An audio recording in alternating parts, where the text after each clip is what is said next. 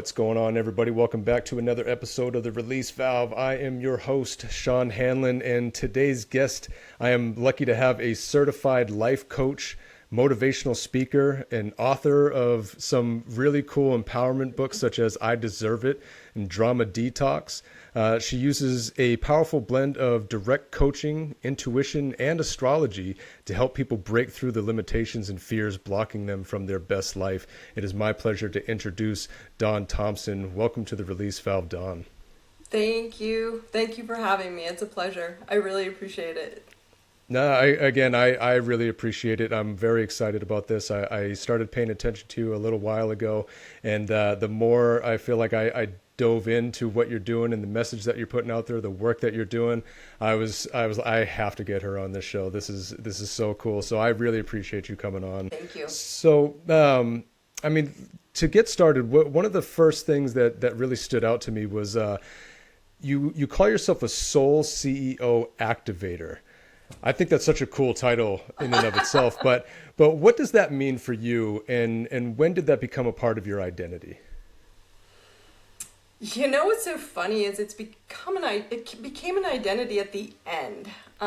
What it really means is just I help people stop managing their patterns and start leading their lives on purpose or authentically, right? And people struggle with, well, how do I live authentically? And when you kind of jumped into this a little bit about you bringing the body, mind, and spirit kind of into things, and that's how I look at things, right? Like body is anything you can touch, so things, thoughts, and truth, right? Things are a car, a body, a health, whatever you want it to be, money, and then our thoughts that we think, and the truth is our soul, right? Our soul knows the truth, but we like to avoid that higher truth, that knowing truth, right? And so most live from our bodies and their minds and not their soul. And so I started I'm probably dating myself, but way back when I started have a science degree in kinesiology and physiology. I wanted to be a doctor, and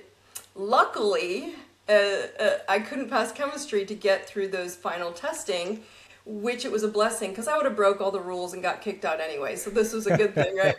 So, you don't know till you know later, and then you're like, okay. And so, starting in the health industry with physiology and kinesiology, like I knew the body and I knew how well it worked. But what I found quickly was the body wouldn't change until the mind's thoughts changed. And then I found that your soul blueprint is the fastest way to interpret both. And it was a long journey, right, to get here because I was, in the health industry for a while. But I've always been this person who realized that the parts equal more than the whole, right? And so as a child, I would crack open rocks, with a hammer and get in trouble. Like, you can't be doing this, but there were crystals inside. And then, in college, anatomy and physiology, and you're in these bodies, and you're like, wow, all that's going on inside of this. And then you get into the mind. And then it kind of all came together, basically just trying to help people understand.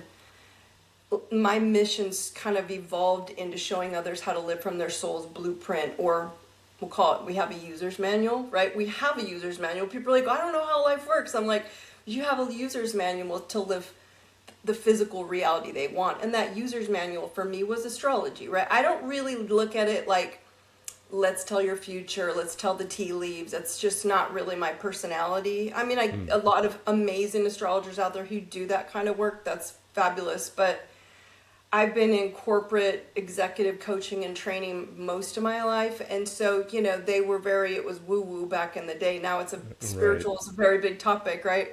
But I would sneak it. So I would always ask, like, I need to run your chart. You don't need to know anything about it. We never have to speak of it again. I just need your information. I need to see you because I could see their soul.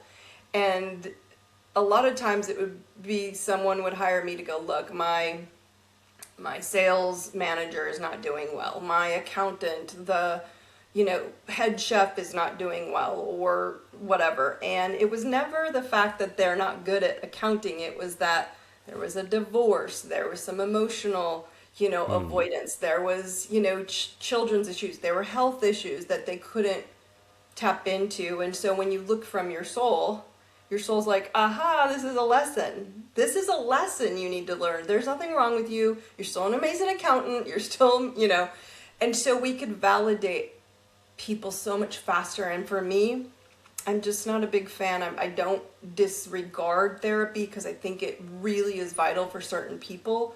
But I don't think we need 20 years of therapy. I think we need validation now. Like, we need to get validated that you're amazing and you're just missing a couple things that are down below the surface that you just can't see, and I can show it to you fast. It kind of evolved from there, from rocks to science to, oh, here's some spiritual that'll show you how they'll all overlap. So there's my fast version.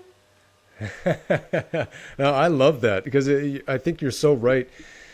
There's always some sort of underlining thing that's going on that we're completely either consciously ignoring or subconsciously not aware of. And a lot of times, you can almost go too far down the path of trying to unpack all of these other things. And it's usually right there. It's usually right on the surface. Like, know what it is. You're just not looking at, hence the phrase elephant in the room. You're just kind of tiptoeing around it, and you're just not willing to address it, maybe due to the level of discomfort that it brings. People don't like to feel uncomfortable, don't like to feel vulnerable. Maybe it makes them feel less of a man or woman, or, whatever, a parent, mother, father, whatever your title is. You feel insufficient in that regard, maybe. Is that something that you come across a lot? 100%. And which is why I've created very simplified systems to see it fast. And so I call it, I kind of have 3 steps. Like, you've got to look at 3 different versions of yourself. And first, you got to look at your BS. Now, it's actually referenced to the 4 Bs in a birth chart, which is your blocks, your boulders, your bruises, and your breakthroughs. And I call them hotspots because what you said it so brilliantly. Like, we avoid them and they're uncomfortable, and if I get too close it might burn me, and so we turn away, and then it becomes a blind spot that we don't even notice. And then that pattern that we're avoiding, because it's a master lesson, right? We're here to master that. And whatever that is, I call karma. People kind of have this trendy version of karma. Karma is completion, right? You came here to complete some sort of lesson and master it, and then the karma drops you. You don't really need to clear the karma, there's no karma like that, right? Right. And so by not avoiding these flames, or what they feel like flames, and walking into the fire, they're no longer blind spots, and they quit blindsiding you every time and then blaming the outside world like they did it, people, places, circumstances, it was their fault. And so those 4 B's are kind of your BS, right? Like, if we could stop avoiding the BS you actually came to master, that's the first step, ownership, right? And then my second step is when you step into authenticity of who you are, your soul. And you kind of hear a lot of this trendy. I'm kind of like a trend breaker because we get too trendy and then we get lost and it doesn't work. Right. And I'm like, it doesn't work because raising your frequency, they're like, well, what does that mean? It means be authentic. Like, live from your soul, not from what the world tells you. This is the strategy. Right. This is the template. They typically won't work. And so by seeing your BS, living authentically, and then checking your life once you know who you are. I mean, true deep understanding, because when I hear this, and I shouldn't say it's a negative, Sean, but you hear a lot of, you just need to love yourself. And I call BS on that, right? Because it's less about self-love and it's more about self-understanding. Because I can go get a massage when I'm having a crappy day and feel good for a few hours. Tomorrow, I feel not good again, right? Like, it's the same thing. I can love myself with things. But when you understand your soul, it's like a game changer. And when you're at soul understanding, soul mastery, which is where the chart comes in, right? So I teach it from a perspective of a lighthouse, right? You're a lighthouse, you're the sun in the center, You have 12 categories around that lighthouse, 12 rooms, and four of them are typically the ones that are burning. You don't want to go in, right? They're padlocked shut. You're like, I'm not going in there. And when we master all 12 aspects of ourselves, we're less fragmented, we're more understanding, okay, cool, this is why I'm here, this is what I came to learn, this is how I can grow. We step into that third phase of, is it a want or a need? Because most people come from I need this, right? And need is lack. Need is scarcity. Because if you need something, it means you don't have it.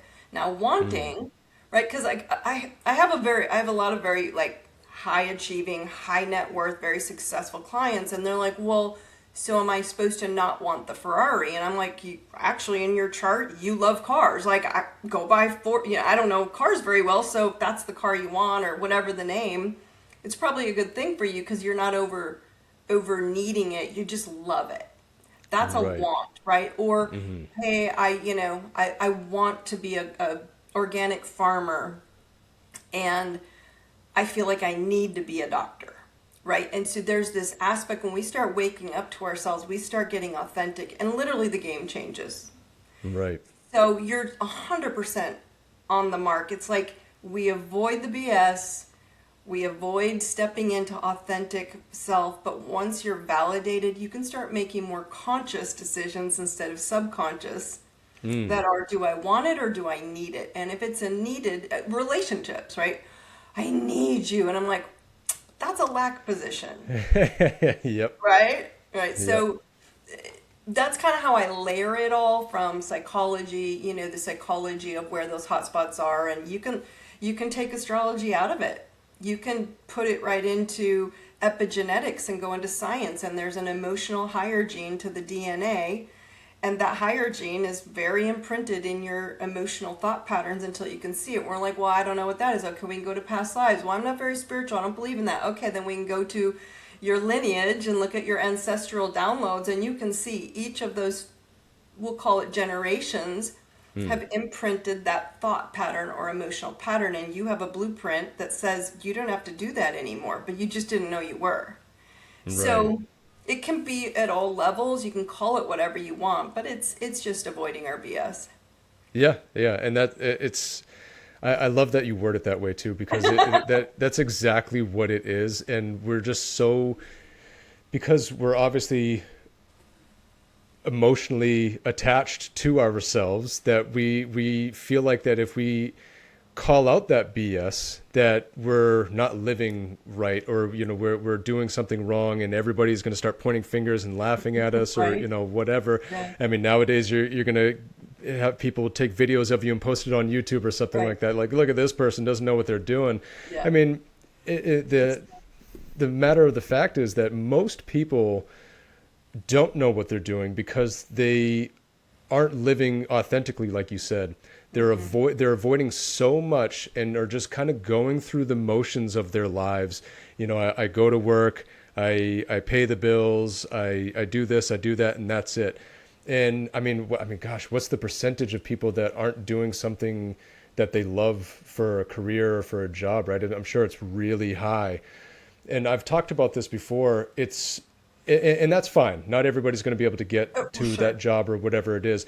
But if you can do something in your personal life to counterbalance that scale a little bit, to, okay, I have to do this because it's what pays the bills. This is the position that I find myself in, and there's nothing out there for me that I enjoy doing that pays me as much as this does. So this is what I have to do. But what am I doing for myself on the other end that's for me, or that's servicing those around me, that brings me that self-satisfaction, that joy, that passion, something that I love? Counterbalance it. Do what you can and figure out what that is, because most people don't have that other end of the scale that they're balancing, right? They're usually just, they got their job, their duty, their title of whatever it is, and that's it. And they get that, I guess, kind of longing feeling of something's missing in life. Oh yeah. And then that starts building resentment, I see anger, it daily. depression, right? Mhm. And Daily. if you go an extended amount of years, or, I mean, gosh, your entire life doing Mhm. that, Mhm. I mean, that's a recipe for disaster, right? It always is. Yeah. 100%.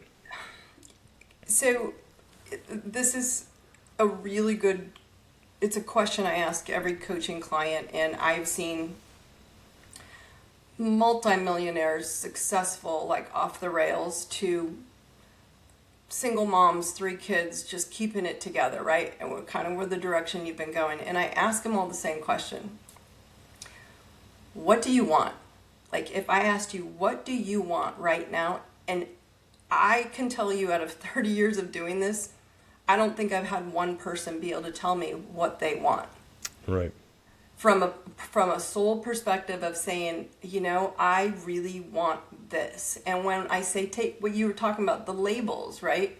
We label ourselves. I'm a mom, I'm a this, I'm a that. If you can just take the labels away, as a soul, what do you want? And if you can break them down enough, you start to go, I really just want this.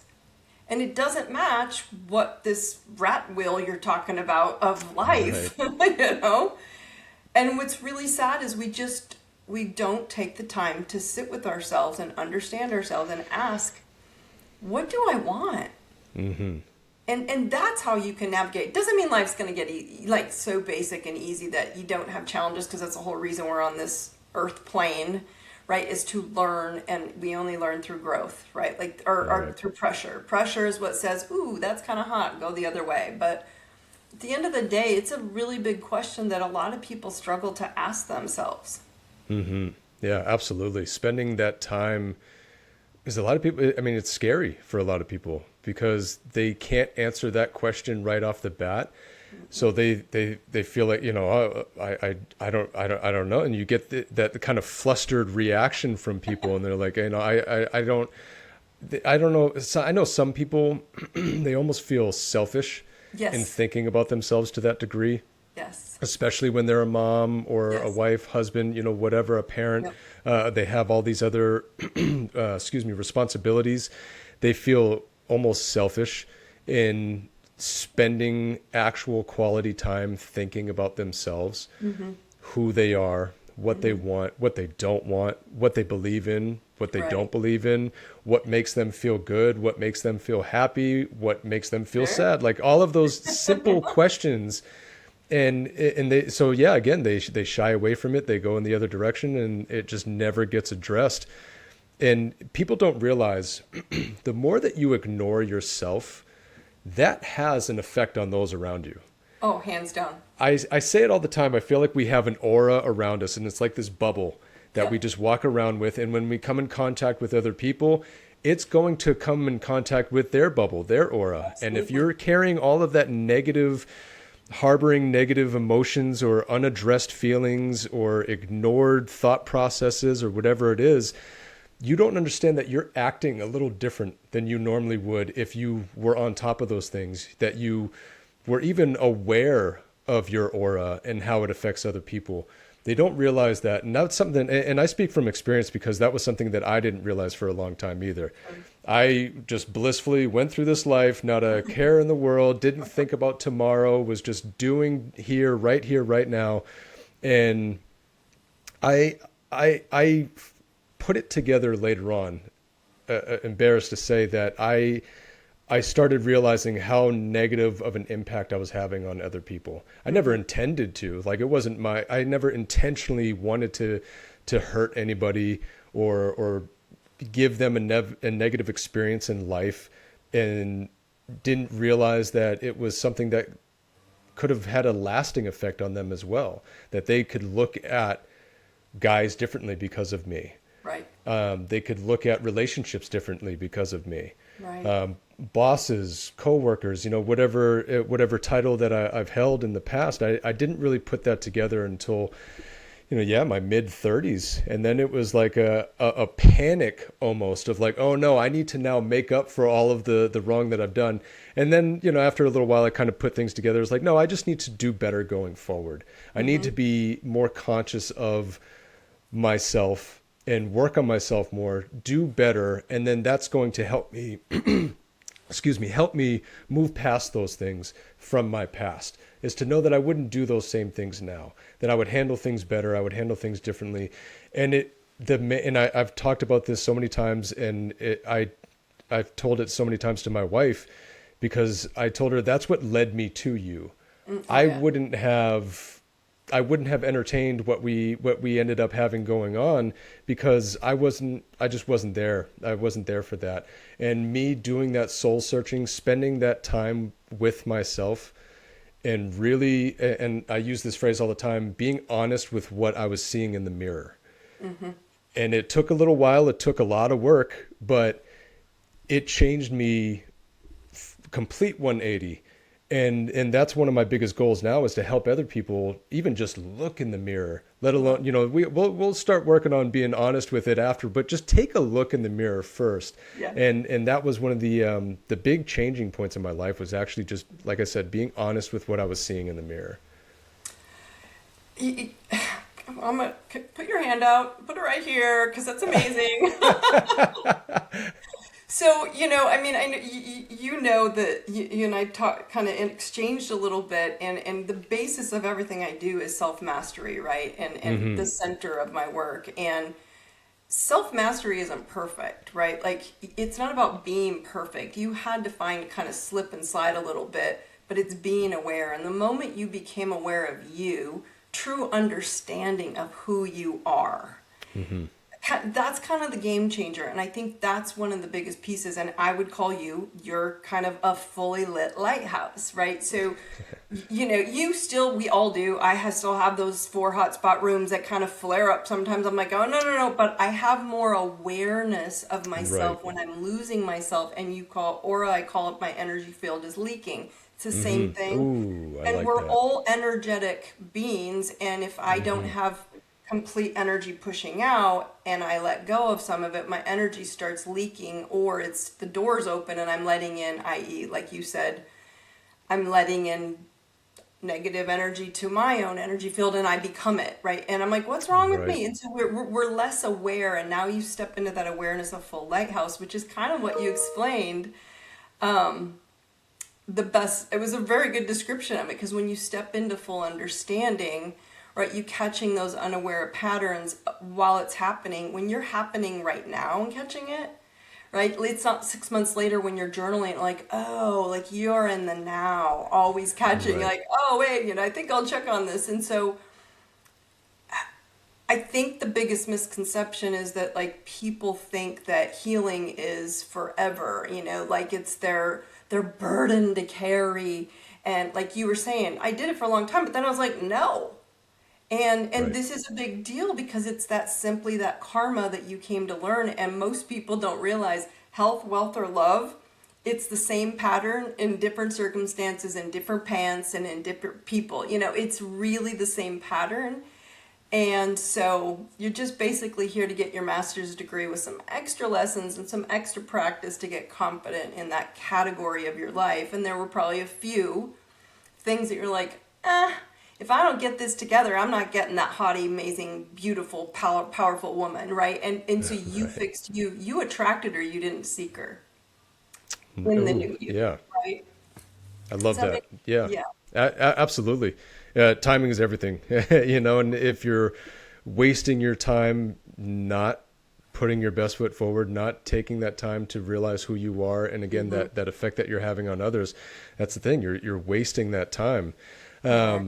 So Yeah. yeah, I mean, obviously, self mastery is central to your work. What does self mastering yourself really look like in practice for people? So, if you're looking at it from my perspective, right, I've taken, like I said, an astrology wheel and said, here, stand in the middle and let's look at your self confidence, your money value and worth, your communication, your home and security life, your romance and fun, your health, Hmm. your partnerships, your intimacy. It's a big deal. Yep. We all go, well, don't talk about sex. I'm like, but intimacy, it's not about having sex, it's about being close and connecting to someone Right. at a soul level to our Mm. belief systems. That's what gets people tripped up in relationships, is this belief system of how we we should be, and when we aren't that way, we run away and go, you're not so you're not a team player. And our career and our public, how we show up in the world to serve, and to our best selves, our superpowers, and kind of our emotional, we'll call it intuition, our mind, our our mindset and our, I call it the where we screw ourselves up house, like part of our personality. It's like we shut it down so much we don't want to look. And so how does self-mastery look is standing in the center of that and finding which categories. Now, in corporate America, I called it a white wheel, and I just gave them the categories and said, pick the top 3 that are your lowest from, 1 through 12. I want to know top 3. And right away they would pick them. And then we'd meet in a private session, and sure enough, they would be where their hotspot sits. So what I'm trying to say is your soul already knows where the work is. Yep. We have to just find some sort of tool, whether it's my tool or any tool. I tell people, find something to look at yourself and look at the blueprint. And like I said, I think this misconception that people keep getting is that it's just going to be there forever. Right? I'm going to be miserable forever. I'm never going to get over this. And my point is, it's just how much courage you have to walk into a fire that is never going to burn you. It's just going to be uncomfortable, right? And we typically, relationships are a big deal. I get a lot of couples and relationship coaching, and we marry our parents' unfinished business, i.e. that lineage, the ancestral download, right? Like, so we kind of get a chart where like, I didn't like that about my parents. I'm like, I know, that's what you came to master so you can break the link. You marry that unfinished business so you can work it out with someone you trust and love and you think they're amazing, and you're like, I trust you enough to open this bag and go, I got to deal with it. But instead, what do? We project it onto them and like, this is your fault, right? Or in a version of that. And so when you see it on paper, it heals relationships a lot faster because they can start owning their BS, and they can go, you know what? Call me on this. It's not yours to carry. And the other person can say, hey, call me on mine. Now that we both see it, this isn't yours to carry. But I don't want to fall. And when I do, I trust you enough to help me see it. And so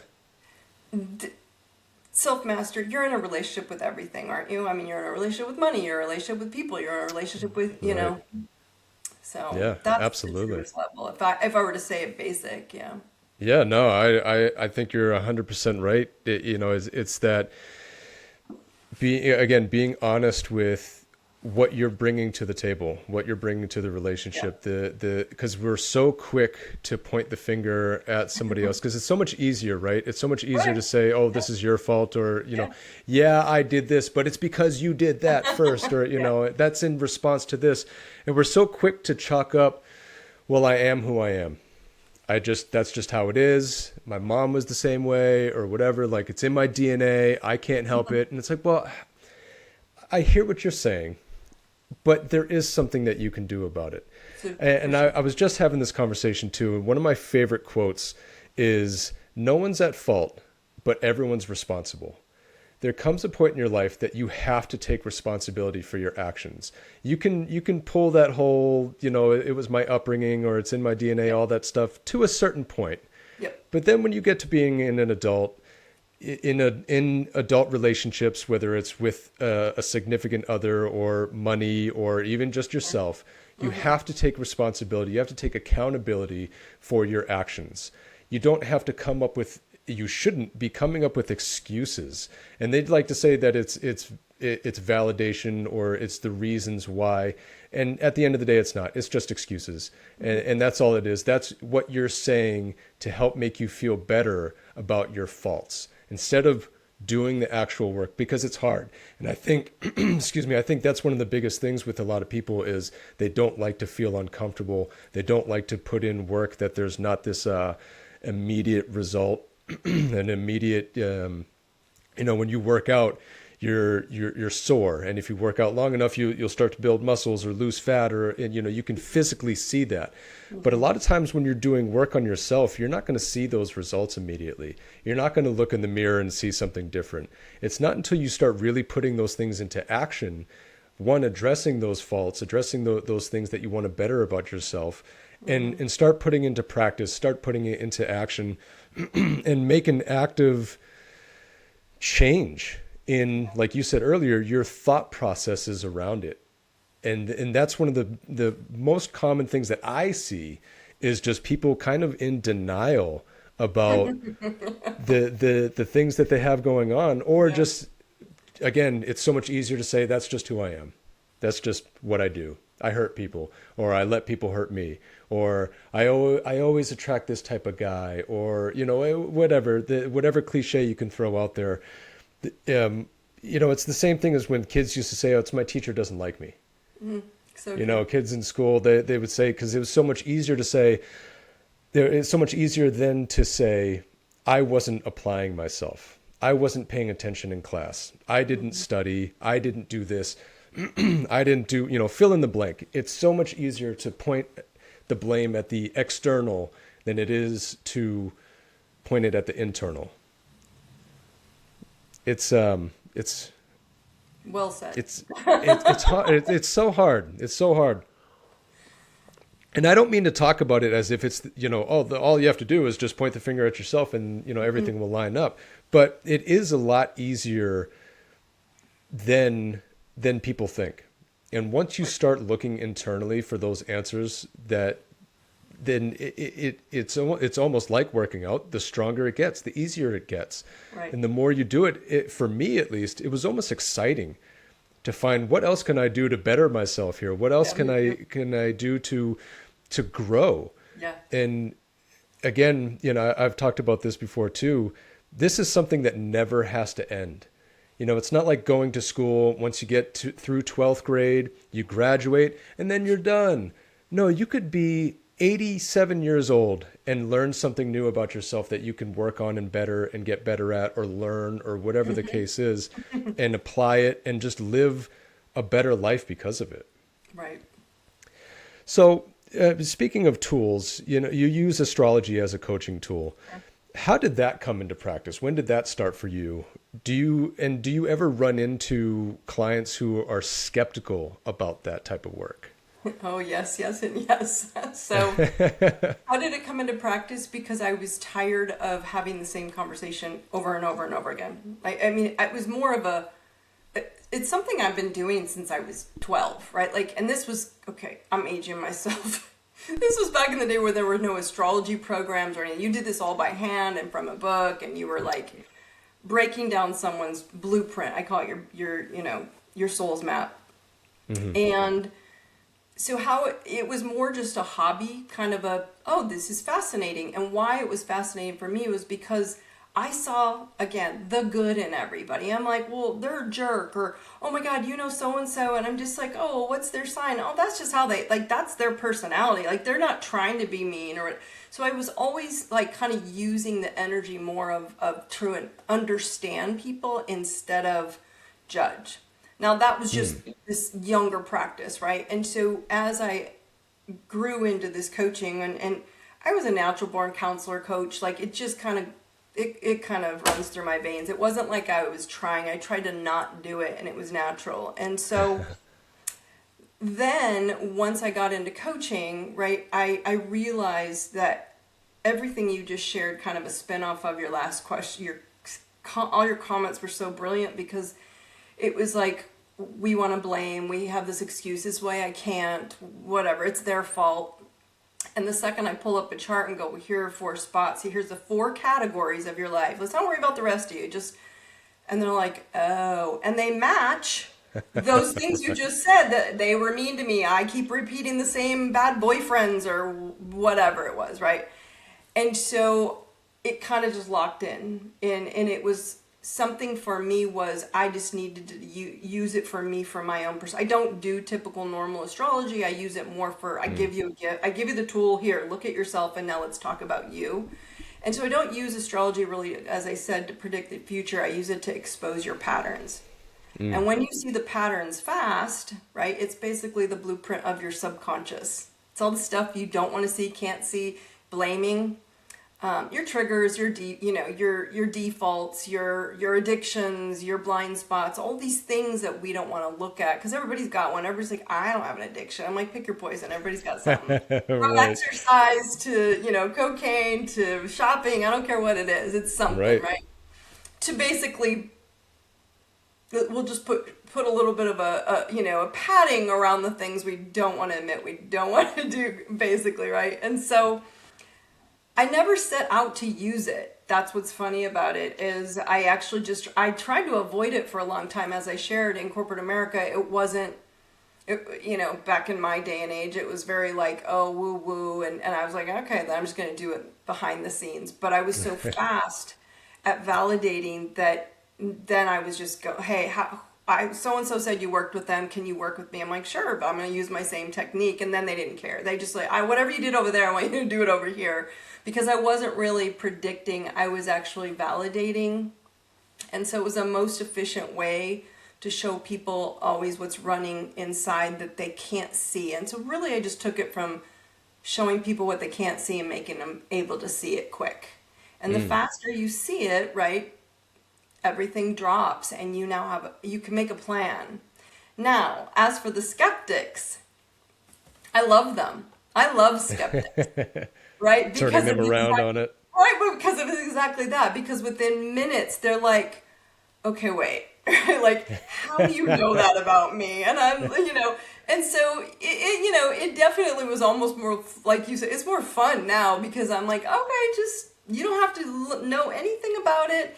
And sadly, I think a lot of religion and control tactics have given the tool a bad taste. But it's very spiritually connected, right? Because it's our soul's truth finally being revealed in a simple picture on a map. And I like to explain it the best way is like you have a source, God, universe, gods, whatever gods you want to believe in, Right. belief system. And we'll just use God for the sake of this conversation. You and God made a deal. You're like, hey, I should go down and help humanity. And God's like, great idea. You've got these superpowers. You're really good at this. You're really good at that. Oh, come in.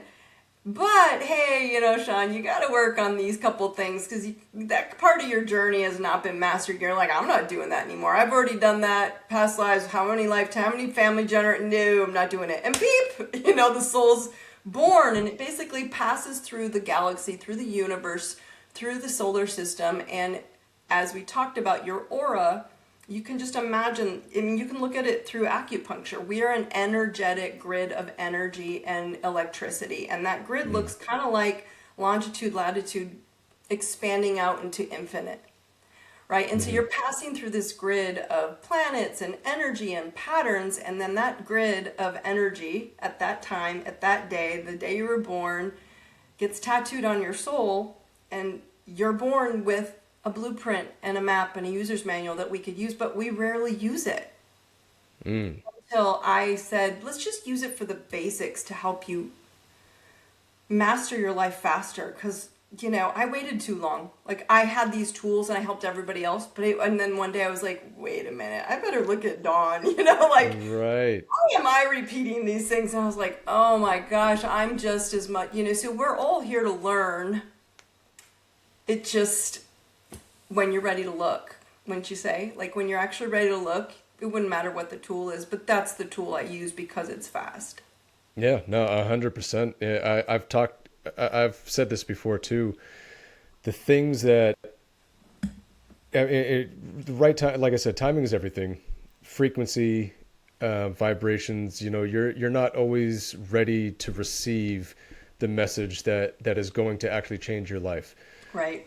I've had people tell me things growing up that I look back on it and I'm like, oh, why didn't that stick? Why didn't I really take that when it was told to me? That it was a game changer for me, but I'm 20 years older now. And now all of a sudden, it resonates with me, and my life would be so much better if I actually listened to their advice back in the day. But you're 100% right. Like you have to be ready, and you have to be aware of what it is that you're setting out to do. You have to be willing to receive. And if you're not willing to learn, if you have that mindset of, oh, I know, you're not going to receive that message. You're not going to look at every encounter that you have with other people as an opportunity to learn, as an opportunity to grow, as an opportunity to gain more perspective, to learn new things, and see what works for you, applying it going forward. It's it's one of those things you never really know, I guess, when that's going to sink in for you, when that mindset shift is going to happen for you. Hmm. But I think you just have to you have to be conscious of these things happening all around us all the time, Yeah.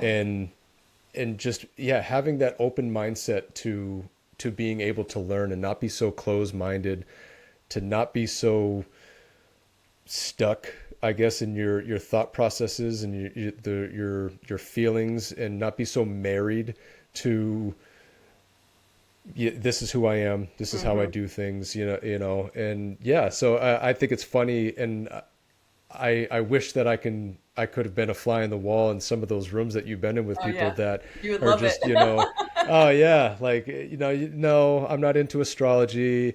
I'm a this or I'm a that, and you can't tell me, or I don't believe in that stuff.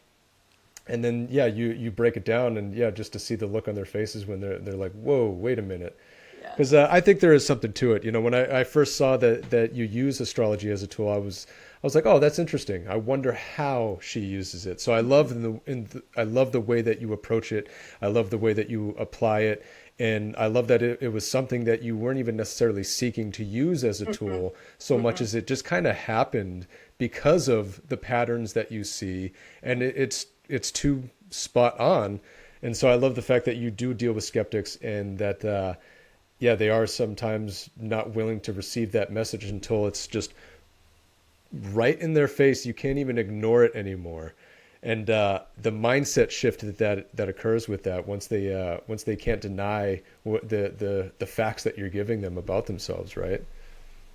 And I think I So take the stigma away from astrology too, right? yeah, My answer is I don't really care about the chart, the wheel, any of this. I care about the categories of your life and how you're showing up. And this is how you could show up, and this is how you could show up, right? And likely right. you're showing up this way. So I think I just took the stigma away of just using it in a different light. Again, if you're not gonna like it, you're not gonna like it, and I'm not your girl, and I'm because that's just not your thing. You'll find, and like I said, there's how many millions of beautiful tools out there to help people. So it's Sure. just it's just the one thing why people reach out to me because I really don't advertise a whole lot or anything. It's all referral. It's all like you gotta call this person. You're stuck. Well, I don't do astrology. Okay, well, just do one session with her, and then Yeah, and into I don't really have to like a kid. There's the authentic self, right? I'm just gonna be me. I'm gonna do what I do. I'm gonna show you. You don't have to stare down. And they're like, I need more. So it's more of I need you to keep validating I'm awesome, and that's really what I do, right? With it. I love that. Yeah, because a lot of so many people, they just need to hear that. They need to know that they didn't screw everything up, that they're No, not a big loser or whatever, that no. they're not this giant failure, and Right. to know that yeah, you are a beautiful being, you Yeah. are a beautiful creature, you're capable of beautiful things, and again with that aura that we have around us, and it just takes that slight alteration of the mindset, Mm-hmm. and you can then have a beautiful aura that affects people in amazing ways. And a lot of people don't look at themselves as somebody that holds value to others. I know. They do what they do with work, or their kids or their spouse or whatever, but it's very surface level. That's Right. just what I'm supposed to do, Mm-hmm. but they don't realize that it really does matter. It You're does. help shaping people's lives in a way, and Mm-hmm. to know that you can really have a profound positive effect on other people. Yeah. They just don't look at themselves like that. Again, it's so much easier to be negative, to kind of self-destruct, I guess, in a lot of ways. And one of the things that I wanted to bring up with you is self-sabotaging, because that's a Oh, huge that's thing with a lot of people. It yeah. was big with me too. And you actually wrote a book about stopping self-sabotage, Drama Detox. What's the most common way you see people sabotaging themselves, and why do you think that they do it? Staying loyal to a version of themselves they've either been taught, programmed, patterned, or outgrown. Like, I know better. I've outgrown this, but I still keep going. I'm so loyal to this pattern, right? And I personally, as long as I've been doing this, I don't think people sabotage because they're broken. or they Mm-hmm. can't. They sabotage because it's familiar, right? Mm. And so drama, sadly, is familiar.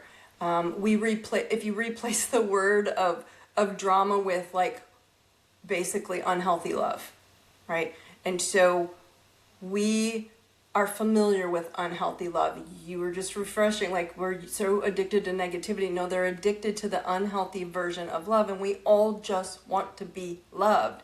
And if Mm. I grew up in an abandonment establishment or critical or controlling or shaming growing up, that is what love represents for me. And so the nervous Mm. system as a child wires all that up to about 7 to 10 years of age. So that nervous system would rather repeat a known struggle than risk an unknown expansion of healthy love, right? So they Mm. keep choosing patterns and then they call it circumstances. Even though, as I was saying, same pattern, different people, different places, different pants, different situations, and they want to say, hey, Don, I really want healthy love. Like, I just want a healthy relationship. I really want to love myself. I want to be healthier in loving myself. Yet their comfort zone, if unacknowledged or unaddressed, is unhealthy love. And that's Mm-hmm. clearly unwanted drama. But the simple answer is we self sabotage because it is the comfort zone until you acknowledge, oh, I came here to master that category of my life and not run away from it. Like, so that pain and that pressure and the abandonment and the criticism from my parents, which are in your birth chart, like two of the hot spots, right? Two major planets. I look at them there. There's your mommy wound. There's your daddy wound. Did the best they could with who they were. We do not blame mom and dad. We go, oh, you picked that mom and dad when you're up there hanging out with God and said, I'm going to make this plan. That one and that one because I'm going to break the chain. Yet we go, no, I'm wounded. So we're repeating in a Mm. subconscious, almost amnesia kind of like state of thinking we don't have superpowers. And the superpowers Right. are to see those two areas of unhealthy love that we grew into. And it could have been subtle. Like, I have clients who are like, I had a great childhood. I'm like, let's look at your chart and look where it's showing up. And they're like, oh, in that one small area, that you're right, I avoid that at all costs. So drama is just another word for unhealthy love. And Mm. let's just say you're like, well, don't you want to do this healthy version? Wouldn't you want to have healthier conversation? Wouldn't you want to have healthier like intimacy or like grow and learn? We can get books and we can, learn how to do this better.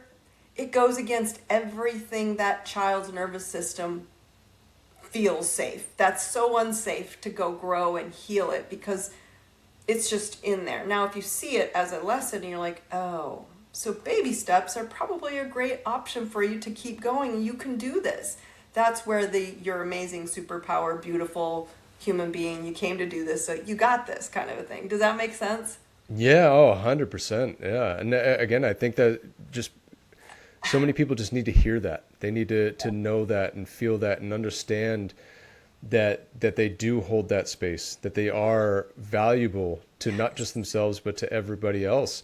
And it's so hard for some people to look at themselves in that light. You know, your framework is built around the idea that people deserve a great life, and unfortunately, there are just so many people that actually don't believe that about No, themselves, no. and it's I mean it's heartbreaking to think about. But you know, how do you go about cracking that open? How do you go about addressing that with people that just don't have that mindset about themselves?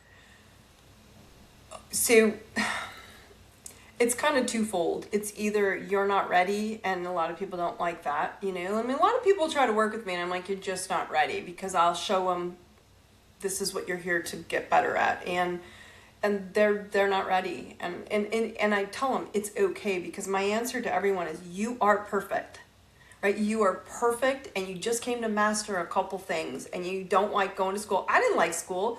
I don't want to go get my master's degree. I don't want more school. I don't want to go learn things I don't want to learn, which in college I couldn't stand. I'm like, why am I taking English in college? I don't even like English. Like, this is stupid. Like, why am I taking something I don't want to learn? Well, that's how we feel Right. about ourselves. Is like, I don't want to learn that, yes, but learning it, even at a slow scale, is game changer.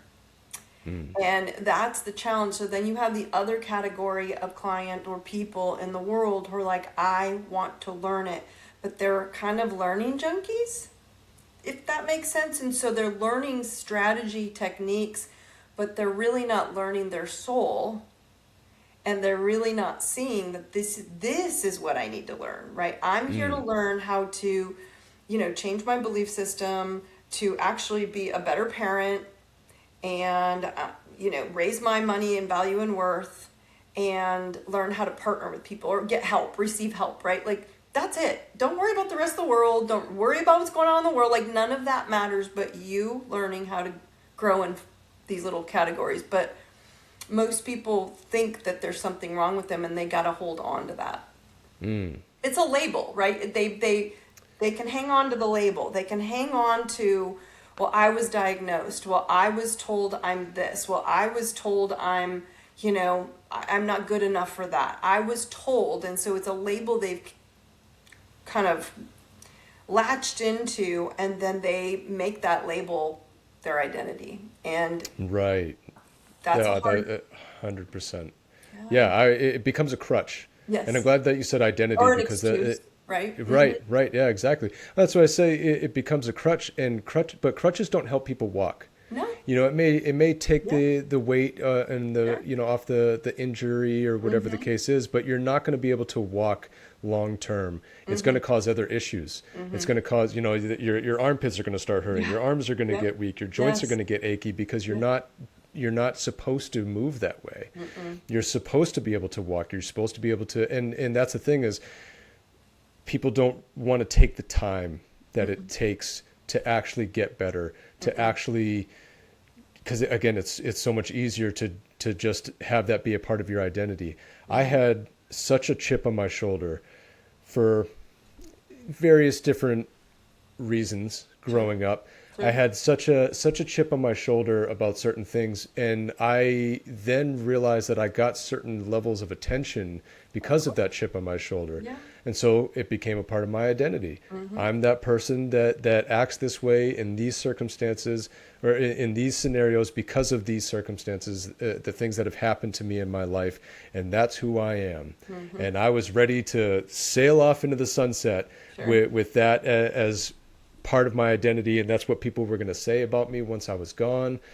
And it was, again, I got to a point of just like, why do I want that as a part of my description?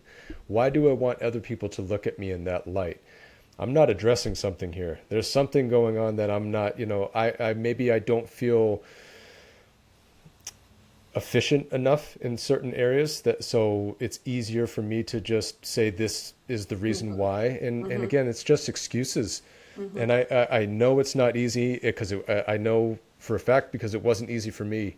It wasn't easy to address these things. And then in turn, once it was addressed, it was even harder to put in that work to really and figure out what work I needed to do in order to address these things and in order to get better at it. And it's just being honest. That was the big thing for me, was just be honest. If you're scared, say that you're scared. If you don't like feeling uncomfortable, you don't like being vulnerable, say that. And a lot of times just saying it, pun intended, releasing it, you almost immediately feel so much better when you address that elephant in the room. Yes, it's right there. Oh, I'm still alive. I still, Okay. I'm okay. Like, yeah, I'm still here. You guys are all still here. Wow, this is crazy. Okay. Now you can start putting in that work. That, just addressing it. And I think that's even like the first step with like, the 12 steps with Sure. addiction or alcoholics, right? Is addressing that you have an issue, right? Right. Because that's the real turning point Well, it's in getting ownership better. of that Right. it's yours, right? That is the big thing I watch. People are like, this isn't my fault. I'm like, it's yours. Here's on your chart. Here's your personality. This is where you're doing it. This is where it's showing up. And so it's so much easier, right, to look outside and find a reason or excuse, as you said, a crutch, than it is to look inside and say, I'm creating this. I am energetically, emotionally, and everything else. I mean, you got to think of it like you have kind of like three portals. I know people talk about chakras, but body, mind, and soul. Well, people think the soul's up here. Well, you have mind here, body is the heart, and the soul is your sacred space. Women create life there, right? Like this is where the sacral is, but we take all that we don't want to think about and we shove it down. All that energy keeps getting pushed down. And so, shocker, why we have all this digestion issues and people have stomach issues and we can't eat anything and we have so much going on because we're not addressing the emotional component, that emotion is energy. And when energy is not addressed, it starts creating pain in the body. Now, I tell you, people, like, your pain is your body's alarm clock saying, pay attention to me. Right here, me. I want you here, not out there. And instead, they're like, but the doctor said, and the person said, and my sister and my aunt went and researched it. And we're like, but they're not, right? They're not right here. And so the body 100%. Is brilliantly telling us, you are suppressing all these thoughts and emotions and all this stuff. And instead of saying, like, look, I need to address this because I'm embarrassed, it's saying, cool, let's go look. And let's just say it. Right, wrong, good, bad. Just let's get it out so you can be at peace and in the centeredness of your body and of your space. And so I'm totally with you. It's like we struggle. People don't want to go there. And my answer is it's just because it's easier out there than it is to look in here. And when you look in here, it's a game changer because you're able to, and again, that's all I did was take what's in here and put it on paper. Because men especially, I have a lot of male clients and they struggle with the whole out there energies, whether it's meditation, whether it's astrology, like, where is this? And so when you can see something on physical paper, they're like, oh, right? Women just believe it. They're like, okay, you said it's that. So, like, all right. But I was in this place of like, let's just look at it and see it square on paper. Like I have a course I teach, it's called Elevate. And you go in and literally like look at your lineage and see what you downloaded from your parents into, we'll call it your iPod, right? And so those songs play and they go back to that sabotaging point because you're getting too far away from who you are and what you know. And then you get called out for it. And you're like, oh, don't go there. And we shove down I'm bad for doing it. I'm bad for trying to go. Hey, we're like telling people, go be better, go be big. And they're like, okay, I'm going to do what they said. And they're going to go out. And then they're going to like, no, and push it back down, right? And so I just think it's a lot easier when you can see what you can't see. And then you get to make a decision like you said. Then you can own it. Then you can say, all right, now it's a choice to own what I see or not. And some people won't, John. Like, honestly, that's just, it's not their path, not their journey. And some people just need a little bit more clarity. Yeah, 100%. There's, unfortunately, there are those people out there that they just can't, for whatever reason, one reason or the other. It was so instilled in them that it's just not a part of it. They just don't speak that language and they're never willing to learn it. So what's the difference between someone who does transform their lives, transforms their mindsets, their emotions, their feelings? What's the difference between someone who transforms and someone who doesn't? What's the real separator? They're faster. Because your challenges or your lessons or whatever, they don't just dissolve and go away. They're just, when they show up, you're faster at addressing the way you're going to approach it because you're now in the want mode instead of need mode, right? I want to have actually a healthier conversation with someone. They're never going to change. I now realize this was my lesson. I'm just going to stay quiet or let them be and then back out. So we're faster at catching our own understanding. And so the biggest transformation is there's a lot of people talking about like different planes of existence, right? So 3D, 4D, 5D, there's all these consciousness states. And a lot of people doing the work right now are their auras. Just imagine their aura, their energy field is kind of like tapping into now fifth dimension and above. So they're kind of like, yeah, I'm in a quantum field. I'm really like I'm a super nerdy, like a science nerd, right? Okay, so the quantum field, the quantum, science and quantum physics, there's like been this veil, right? And we kind of could see through the veil, and now the veil's like this. So you literally, if you want.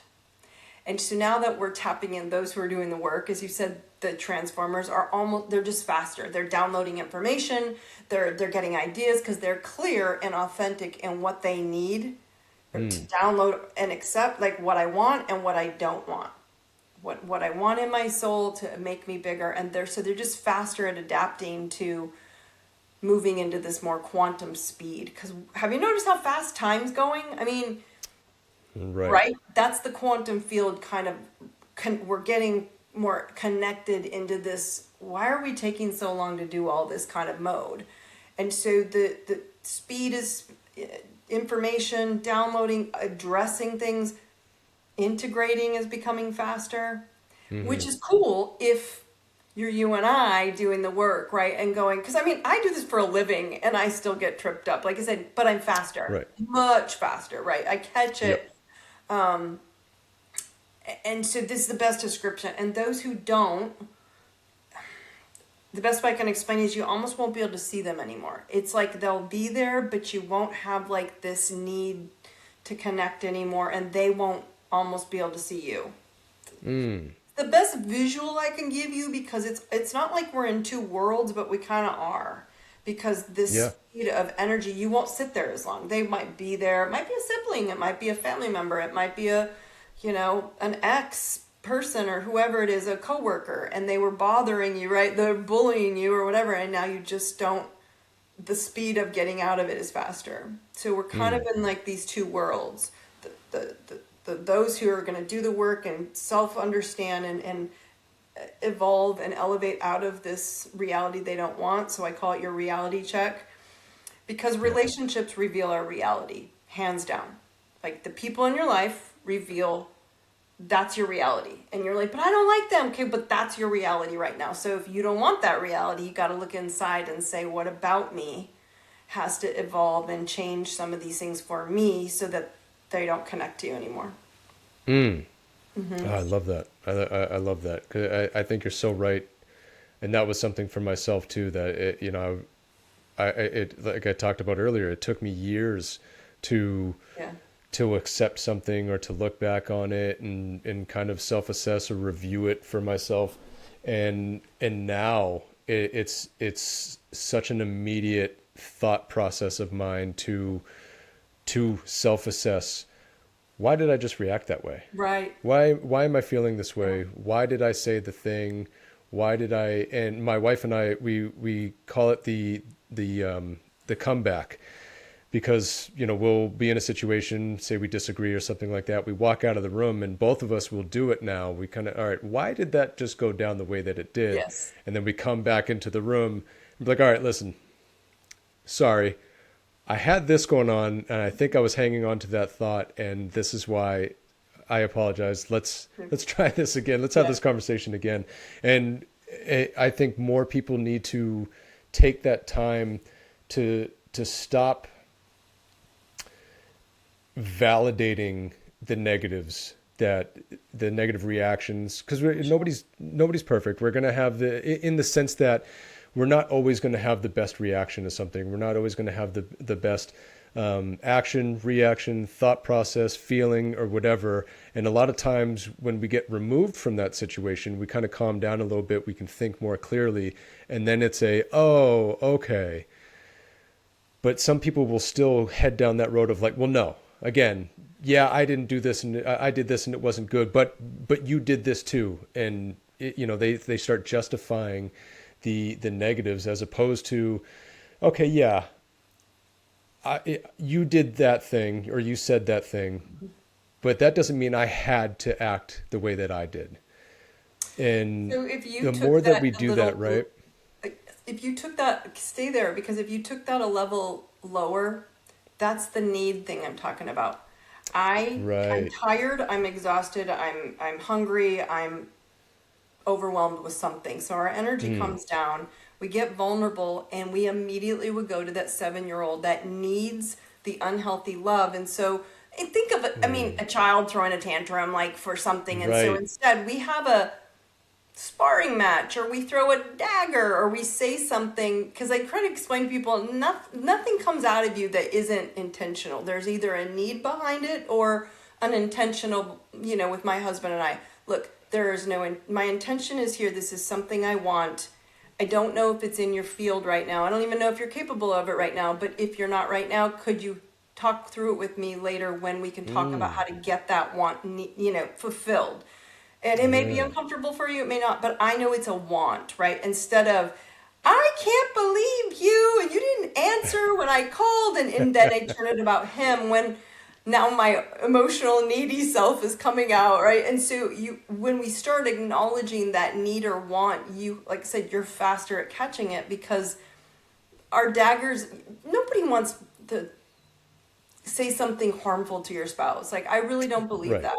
I think we truly Right. love them, and yet our our guard comes down, and then one of those factors kick in, and it's like an auto response to reply, right?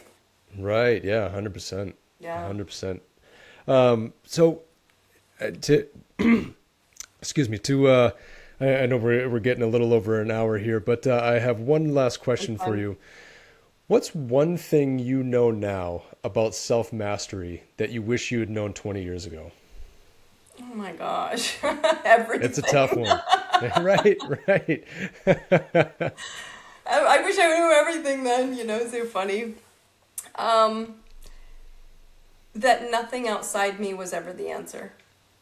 Like, I wish I Mm, truly in my soul knew that not a strategy, not a relationship, not the next goal, not, I'm a big reader, not 1,500 books outside. They're cool, they're giving me knowledge and wisdom, but nothing outside of me was ever the answer. And so it was always my patterns. And so, like I shared with you, when I finally came into settling of those 3 steps of seeing my BS, right, raising my frequency to my authentic self, and, truly trying to go, okay, and do I want it or do I need it? And if that threw out, the daggers, if I knew this simple, it's never out there, it's never my husband's fault. Now, if he's being weird or whatever, I get it, but it's still not him. It's always me. And I wish I would have known that, because I don't know, if I had known it sooner, I would have saved myself a lot of expensive lessons and coaches and therapy. And right, right. I guess it's the Yeah. best part. And I think that's what I'm trying to do for the world, is make it all Mm. faster, so you don't have to spend 20, 30 years like Dawn figuring it out, Gonna at be the previous. person for others that you needed when you were younger. I think that's huge. I absolutely love that take. I love when people are able to pursue the things that they struggled with and know that is things that a lot of us struggle with, and are Right. willing to put themselves out there and help other people along the way with it. If you can help just one person not go through some of the things that you went through, then you're successful, right? So I absolutely love that about you. I love that you've taken that stand to be that person, and Thank it's you. such a beautiful thing. So I mean, we covered a lot of ground today, and I know that people are going to want to go deeper with you and get more, pay more attention, get more involved in what you have going on. Where's the best place for them to find you and your work? My website, my homepage is ideserveitnow.com, and not I don't deserve it tomorrow, I don't deserve it yesterday, I deserve it Mm, now.com. And all my stuff is on my homepage, but it's all there. There's a reality check quiz. They're like, I don't need this. If they're listening to us, like, oh, I heard Dawn, like, really, I don't need to check my reality. There's a quiz there, and then you can take a mini, like, buy short little mini 2-step course if you're like, no, I want to check this, and it kind of talks you through stages, and so I've kind of made it, I don't know, kind of in sync with what you've been saying the whole time. Is like, well, what if I don't? Okay, well, go check it. And then, well, what if it's hard? Okay, then do it slow, right? Like I really made it levels to get people to be able to do this on your own, and you don't need me, you don't need a book. It's inside. I love that because that's exactly what you were saying. You can look external sources for maybe some help, learn some new tools, but the fact of the matter is that the work has to be done internally. The answers are there Yeah, internally, and for just sure. there are tools that can help you along the way, but it's all on the inside. I absolutely love it. Dawn, this has been a real gift. Thank you so much for sharing your wisdom, your energy, and for bringing this level of truth Thank about you. transformation. I truly appreciate it, and I know a lot of people are going to be able to have a lot of takeaways from this episode. So Thank thank you you so so much much. for being on there. It was my pleasure. I really appreciate you. It was fun, actually. I could talk to you for Fun. hours, but no, again, thank you so much. Thank you everybody for tuning in. We'll see you next time.